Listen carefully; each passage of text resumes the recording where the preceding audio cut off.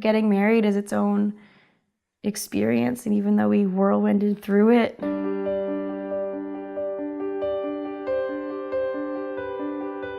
in between rounds of chemo, we got married in the hospital, and that was awesome.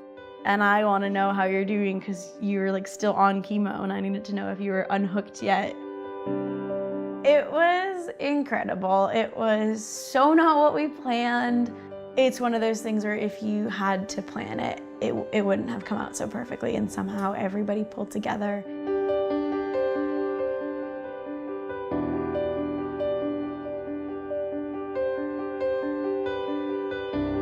We did a bone marrow biopsy and it showed he had something called acute myeloid leukemia, which is a type of acute leukemia that basically occurs when there's a bone marrow cell that mutates, and it causes this cancer, this leukemia that grows and grows, and it takes over the bone marrow, and then those cancer cells spill out into the blood, and it causes all kinds of symptoms and makes people really sick. Probably the hardest thing was that the chemo, didn't just knock it out the first time. We had to go through 3 whole rounds, and there's a lot of waiting in the hospital.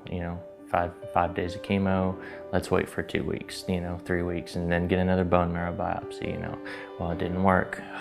The leukemia forms in a stem cell within the bone marrow. So we know that once it comes back after treatment, all the stem cells are diseased. So we can't just get rid of it. We have to replace it with new stem cells that aren't diseased. And we can't get that from Trey because all of his are bad.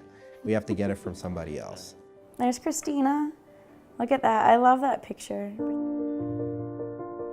I'm Christina. I'm Trey's younger sister, and I'm his donor.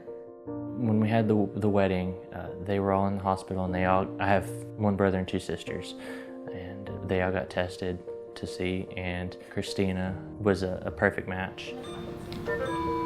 This is the first allo transplant that we're performing in Austin and at St. David's.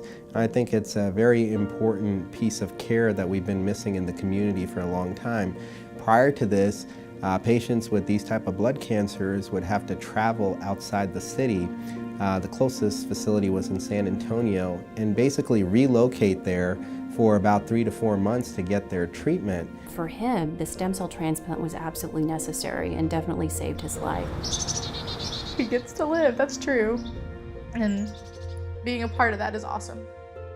It means I get my husband. It means, that we have a future together. We're hoping that after this, it will be gone. It'll be done. Hopefully, it will stay in remission in 10 years, 20 years, for the rest of my life. This isn't something that we have to worry about. It's just one chapter, that's done.